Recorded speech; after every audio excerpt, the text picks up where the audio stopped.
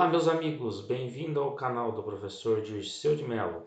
Hoje vamos falar sobre o FluidSim, a versão 3.6. Essa é a parte 1 do software de simulação de pneumática e eletropneumática. Esse software você consegue simular casos reais de aplicação dos circuitos. Primeiramente, quando você abre o FluidSim, você tem as ferramentas na parte superior. Primeiro você deve criar um arquivo novo, então clique em arquivo novo. Então você abre essa área de trabalho. Se você maximizar aqui, vai ficar toda a área de trabalho. A minha área de trabalho já está configurada com um tamanho maior. Só vamos verificar aqui. Algumas vezes aparece uma linha vermelha aqui. Você vem em tamanho do desenho e dimensiona a área que você quer. Por exemplo, se deixar em A4, você vai, ele vai diminuir a sua área de trabalho. Quando você fizer isso acontecer, ele vai pedir para você dar uma mensagem que está fora da área de trabalho, dar um erro, mas funciona normalmente. Mas para evitar isso, você faz o que? Vem aqui, arquivo, tamanho do desenho, clica em A3, A0, enfim, A1, uma área maior, deixa em A0, que essa linha vai sumir. Beleza? Prosseguindo. Então, o FluidSim é um software que faz a simulação do laboratório de pneumática e eletropneumática. Então, você pode simular um circuito real sem utilização propriamente dita numa bancada. Então, o que você faz? Você insere os componentes pneumáticos aqui dentro. Então, hoje eu vou passar instruções básicas, né, desse FluidSim. Então, aonde que estão esses componentes? Esses componentes estão na biblioteca. Existem duas formas de você colocar. Você coloca essa biblioteca fazendo uma barra lateral com todos os componentes, ou também pode inserir procurar componente, que é o que eu mais faço. Vem aqui, procurar componente. Quem não conhece de pneumática deve estudar um pouquinho antes do vídeo para conhecer os elementos, né? Cilindros de sinalização, cilindro de duplação, válvula de controle direcional. Então, por exemplo, vamos colocar aqui um cilindro de duplação. Você coloca as iniciais, já aparece a simbologia aqui e você já tem só clicar em OK e o cilindro já vem, você arrasta onde você quiser na tela. Esse aqui é um cilindro de duplação com fim de curso regulável, ou seja, ele tem amortecimento no final de curso. O que seria então o cilindro de duplação, para quem não sabe? Ele faz esforço tanto na ida quanto na volta. Então tem duas conexões de trabalho, também chamado de vias. Você pode, então, copiando um elemento, você pode copiar ele na sua área de trabalho. Então você dá Ctrl C, Ctrl V quantas vezes você quiser.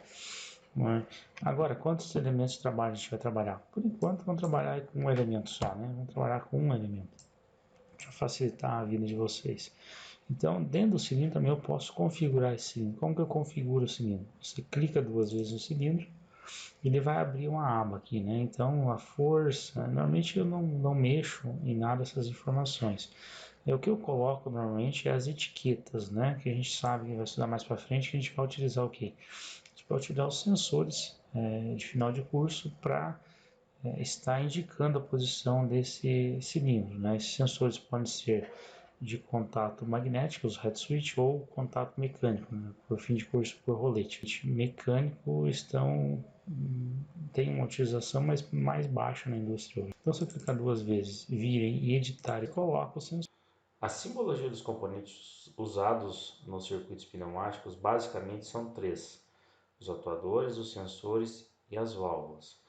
Como que a gente representa o atuador? Pela letra A, o sensor pela letra S e as válvulas pela letra V. A ordem dos atuadores eu utilizo na sequência lógica, A1, A2, A3, até quantos atuadores eu tiver. Por exemplo, 10 atuadores até A10. Alguns autores usam 1A, 2A e assim por diante. Eu acho mais interessante trabalhar dessa forma. Os sensores da mesma forma, S1, S2, S3 até SN sensores que eu tiver dentro do meu circuito. Isso é importante para mim fazer a lógica de programação, identificar os seus componentes. As válvulas a mesma coisa, V1, V2, V3 até Vn, não importa quantas válvulas, eu vou fazer a sequência na numeração em ordem crescente. Inserir texto, você pode escrever o que você quiser dentro do seu circuito. Isso chama-se a identificação dos componentes. Então, como esse é o atuador, primeiro atuador, vamos chamar ele de A1 e assim por diante. Já vamos fazer então a configuração desse A1, S2 e assim por diante. Então você vem aqui em editar etiquetas, vai colocar a primeira linha, essa primeira linha indica do primeiro sensor, essa segunda linha do segundo sensor. E aqui é o tamanho do seu cilindro, aqui em metro, centímetro e milímetro. Então isso aqui normalmente a gente não altera, só se você quiser alterar algo, para colocar um cilindro, mudar a unidade para centímetro, mas não tem. Então o zero é a posição zero. Então se eu colocar o S1 no zero, ele vai colocar o S1 na posição zero da minha régua. Se eu colocar o S2 na posição 100, ele vai colocar o S2 lá no final da minha régua. Se eu quiser colocar não colocar bem no final, o que eu faço? Coloco aqui S2 90. Algumas situações a gente utiliza isso, mas é raro. Normalmente a gente utiliza de 0 a 100 e assim por diante. Então já configurei o meu primeiro sensor. Vamos só puxar um pouquinho aqui o A1, né? Puxei o A1 para cá. Então, se eu quiser fazer uma cópia disso aqui, Ctrl+C, Ctrl+V, você copia ele já configurado. Então, você só faz o que? Só faz a alteração. Vem aqui em A2, ok, vai em editar etiquetas novamente, só muda o nome do sensor, sempre em ordem, S3 e S4, e assim por diante. Se eu tiver três sensores, três atuadores, vai ser assim também. Você coloca mais um aqui, S5 e S6, e assim por diante. E aonde estão os demais componentes? Estão aqui, eu normalmente uso o inserir. Inserir, procurar componente. Eles vão trabalhar com as válvulas, né? Válvula de configuráveis. A gente vai trabalhar normalmente com as 5 N vias, que é essa válvula aqui. Essa válvula direcional é que faz o controle. Então eu clico em OK. Essa válvula direcional, ela sempre vai se utilizar uma para cada atuador. Então dentro dessa válvula, a gente chama, né, a gente tem aqui o número de posições e o número de vias dessa válvula. O número de posições é quantas posições ela pode assumir dentro do meu circuito. Então, nesse caso aqui são 2 quadrados, né? A gente fala que é uma válvula de 2 posições. E o número de conexões significa o número de vias. Então, nesse caso aqui é uma válvula de 5/2 vias, ou seja, 5 vias por 2 posições. A gente sempre faz essa simbologia, 5/2 vias, com 5 vias e 2 posições. Como é que eu faço para ligar essas válvulas nos atuadores, né? Então, como se fosse você fazer uma ligação física. Quando fica verdinho, você clica no mouse e arrasta até a ligação que você quer. Então, sempre fica verdinho e arrasta até onde você quer. Você pode deixar retinho no meio, pode alterar, pode mexer nessas válvulas, né? Também você deve configurar essa válvula, né? Você deve configurar. No caso aqui, vamos configurar com uma configuração manual, ou seja, vou inserir um botão manual, ou seja, o operador tem que vir aqui e fazer manualmente. Então, esse lado esquerdo, você configura o lado esquerdo da válvula e o lado direito, você configura o lado direito da válvula. Então, eu coloquei manual, da mesma forma, vou colocar manual aqui e dei OK. Beleza? Então, toda vez que o operador vir aqui e fizer um acionamento, você vai inverter a situação do cilindro. Mas para me fazer funcionar esse cilindro, ainda eu tenho que fazer a alimentação de ar comprimido dele. Então você tem que procurar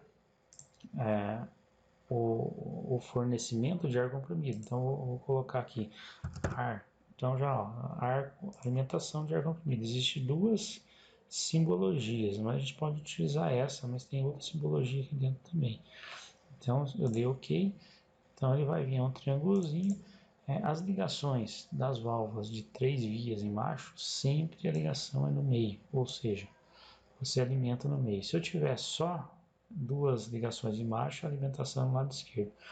Essas 2 que sobram, a gente chama isso de escape, ou seja, eu vou jogar o ar comprimido que está dentro da câmara do cilindro para fora.